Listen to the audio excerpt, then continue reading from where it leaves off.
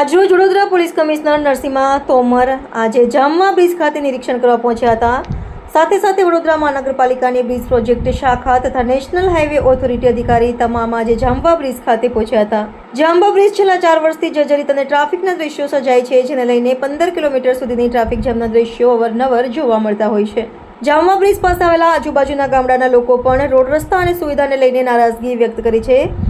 છેલ્લા 4 વર્ષથી આ બ્રિજ પર ટ્રાફિક જામ અને અવારનવાર એક્સિડન્ટ થવાના પણ બનાવ બન્યા છે, પરંતુ તંત્ર હજુ પણ ક્યાંક કામગીરી પ્રત્યે નિષ્ફળ રહ્યું છે. જ્યારે આજે ગ્રામજનોએ તંત્ર સામે આક્રોશ વ્યક્ત કર્યો હતો. જોવાનું એ છે કે જામવા બ્રિજની ટ્રાફિકની સમસ્યા અને બ્રિજ ક્યારે રાહદારી માટે નિરાકરણ આવશે. મેં વિશ્વગુરુ ભારતના જાંબુઆ ગામ, જે વડોદરાનું પછાત ગામ છે, એ ગામના રહેવાસી છે. અમારા એમએલએ કે અમારા કોઈ બી અહીંના લોકલ લોકો અહીંયા આવતા નથી. છેલ્લા 15 વર્ષથી ગામમાં રોડ પણ નથી બન્યા. રોડ લોકોએ દબાણ કરીને 4 ફૂટનો રોડ કરી દીધો છે. અત્યારે તમે ગામમાં જઈને જુઓ એની હાલત શું છે. અહીં નથી ટીપી ફાઇનલ થતી. વડોદરાની પંચાયતના ગામોની ટીપી ફાઇનલ થઈ ગઈ છે. વડોદરા કોર્પોરેશનના ગામની ટીપી ફાઇનલ કરવામાં અમને હું પેટમાં દુખે છે, કાંઈ ખબર પડતું નથી. અને યોગેશ પટેલને જેને પણ એમએલએ બનવા માટે સપોર્ટ કર્યો છે ને, બધા ગધેડા છે. એ લોકોને કોઈ કામ ધંધો કરવો નહીં. જાંબા ગામમાં કોઈ દિવસ આવો તો ખબર પડે. અરે ટ્રાફિક જામ તો દર વર્ષની સમસ્યા છે. આજે રોડ રિપેર કરશે, છેલ્લા 2 કલાકની અંદર રોડની પથારી ફેરવી જશે. એ કયો ટાઈપનો બીટુમીન વાપરે છે રોડમાં એ જ ખબર નથી. માંગ એ છે કે રોડ પૂરો થાય, ગામના રોડ ડેવલપ થાય, ટીપી ડેવલપ થાય તો આ સમસ્યાનું સમાધાન મળે તમને. અત્યારે પરિસ્થિતિના લીધે વાઇડનિંગનું કામ ઓલરેડી આપેલું છે અમે લોકો, એને ચાલે છે, ઇન પ્રોસેસમાં જ છે. આ પ્રી મોન્સૂનની કામગીરીમાં કરી દેવું જોઈતું હતું, એવું નહીં લાગી રહ્યું? પ્રી મોન્સૂનમાં અમે ઓલરેડી 2 વખત ઓવરલે કરી દીધું છે આ બ્રિજ. તો પછી આ પરિસ્થિતિ કેમ થઈ રહી છે? બ્રિજ ના એટલો 2 લેન બ્રિજ છે ને, ઓલરેડી 5 લેનનો ટ્રાફિક એમાં ડાયવર્ટ થાય છે અને 100 મીટરનો જ ગાળો છે. અને અહીંયાથી એપ્રોચ રોડ 5 લેન કનેક્ટ થાય છે 2 લેનમાં, એટલા માટે ટ્રાફિક થાય છે. અહીંયા જ નહીં, ડુમાળથી આજવા ચોકડી જુઓ, આજવાથી કપુરાઈ જુઓ, ગમે ત્યાં જુઓ, તમામ જગ્યાઓ પર ટ્રાફિક જામની સમસ્યા છે. ટ્રાફિક જામ આગળ અહીં થાય છે, એટલા માટે પાછા ટ્રાફિક જામ થાય છે ને. રસ્તાઓ યોગ્ય નથી ને? રસ્તાઓ યોગ્ય, રસ્તા ઓલરેડી 2 વખત ઓવરલે કર્યું છે. હવે ના ટકે તો શું કરવાનું? એટલે જે સંસ્થાએ કર્યું છે એમની ભૂલ તો નહીં. ભૂલ એમાં એવું છે કે ઓલરેડી અમે બધાય અમારા જે ટેસ્ટ છે, જે અમારા બીટીયુમન પર્સન્ટેજ 5.5% આવે જ છે, કામગીરી સારી થાય છે. પણ એમાં એવું છે કે અહીંથી આગળ 2 લેન છે ને, આ 5 લેનમાંથી 2 લેનમાં ટ્રાફિક ડાયવર્ટ થાય છે એટલા માટે. અને વાઇડનિંગ ઓલરેડી અમે ટેન્ડર કરી નાખ્યું છે. 1 વર્ષમાં એ કામ પતી જશે. આ જાંબવા બ્રિજનું સોલ્યુશન શું છે?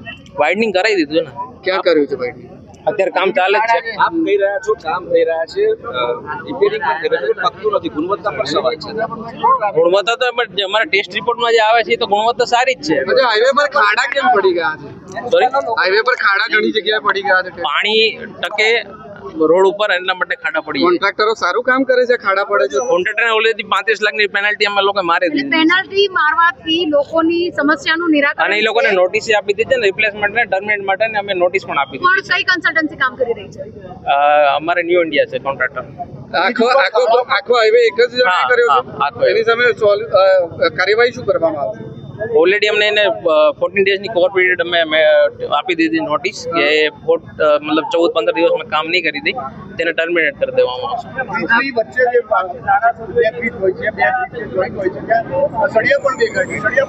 નહીં, એ જોઈન્ટ રિપ્લેસમેન્ટ કરવાની વાત છે ને. અત્યારે ડાયવર્ટ ટ્રાફિકના આપણે જે વડોદરા ભરૂચનો ટ્રાફિક ડાયવર્ટ કરી અને જેમ આપણે તાપી નદીમાં જે જોઈન્ટ રિપ્લેસમેન્ટ કરે, એ રીતના અમારા અહીં જોઈન્ટ રિપ્લેસમેન્ટ કરવાના છે. ક્યાં સુધી આ પ્રોબ્લેમનું સોલ્યુશન આવશે?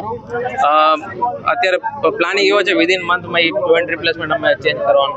તો આ ટ્રાફિકનું સોલ્યુશન આવી જશે? ટ્રાફિક જામ થાય છે. બ્રિજની ઉપર પેવર બ્લોક લગાવી રહ્યા છો, તમને લાગી રહ્યું છે કે આ કામ યોગ્ય થઈ રહ્યું છે? નહીં, એ તો અમે એમાં એવું છે કે ટેમ્પરરી વરસાદના લીધે ટેમ્પરરી પેવર બ્લોકનો ખર્ચો, એના પછી રિપેરિંગનો ખર્ચો બધો જનતાના પૈસાથી જ કર્યા કરવાનો. નહીં, એમાં એવું છે કે એ ઓલ્ડ વીક્સ ને એવું નાખે છે તો ત્યાં એ બમ્પ બની જાય છે, કેમ કે ટ્રાફિક એટલું હેવી નીકળે છે તો એ ટકતું નથી. અચ્છા, વારંવાર આ પ્રકારનું રિપેરિંગની જગ્યા પર પરમેનન્ટ સોલ્યુશનની જરૂરિયાત પરમેનન્ટ સોલ્યુશન માટે જ અમે વાઇડનિંગનું કામ એટલા માટે જ કીધું છે, કેમ કે ઓલરેડી 2 લેનનું ટ્રાફિક જે બ્રિજની વર્ષો જૂની સમસ્યાનું નિરાકરણ ક્યારે આવશે? નિરાકરણ આવી ગયું છે, વાઇડનિંગનું કામ ચાલે છે અને 1 વર્ષમાં કમ્પ્લીટ થઈ જશે. ટ્રાફિક જામ નહીં દેખાય? નહીં, 1 વર્ષ નહીં, એ રીતના નહીં કહેતો. એક વર્ષમાં એ વાઇડનિંગ 6 લેન જે આપણે 2 લેન છે ને એને 6 લેનમાં કન્વર્ટ કરી દેશે. કેટલો ટાઈમ લાગશે ને? એ 1 યર લાગશે. 1 વર્ષ એટલે 1 વર્ષ સુધી હજી ટ્રાફિક જામ રહેશે? ટ્રાફિક જામ રહેવાનું હું એમ કહેતો, હું એમ કહું છું 1 વર્ષ સુધીમાં એ કામ કમ્પ્લીટ થઈ જશે. અચ્છા, પણ ત્યાં સુધી ટ્રાફિક જામનું સોલ્યુશન? ટ્રાફિક જામનું સોલ્યુશન એવું છે કે એક્સપાન્શન જોઈન્ટ છે ને એ રિપ્લેસમેન્ટ કરવાના છે. એ 1 મંથમાં અમે એનું ટ્રાફિક ડાયવર્ટ કઈ રીતના રૂટ પોલીસવાળાએ સંકલન કરી ટ્રાફિક રૂટ આખો ડાયવર્ટ કરી અને એ જે એક્સપાન્શન જોઈન્ટ છે એને રિપ્લેસ કરવાના. ડાયવર્ઝન ક્યાં પર? એ ટ્રાફિક ડિસ્કશન કરી પછી ટ્રાફિક. આપનું નામ ને બધું? મારું નામ પરેશ સોલંકી છે, નેશનલ હાઈવે સોસાયટી છે. લાગની તો પેનલ્ટી મારેલી છે એ લોકો પર. ઓલરેડી અમે એ લોકોના કામ આપેલું છે ને પેનલ્ટી પણ મારેલી છે 35 લાખની. ઘણા સમયથી આ સમસ્યા છે, તમે કરો છો? સમસ્યા તો એ નિવારવા માટે એનું વાઇડનિંગ નું કામ આપેલું જ છે.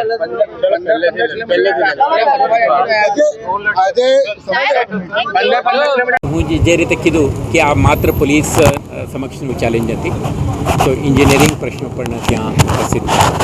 તો થોડુંક ઇન્ટરવેન્શન નેશનલ હાઈવે ઓથોરિટી તરફથી પણ જોઈએ.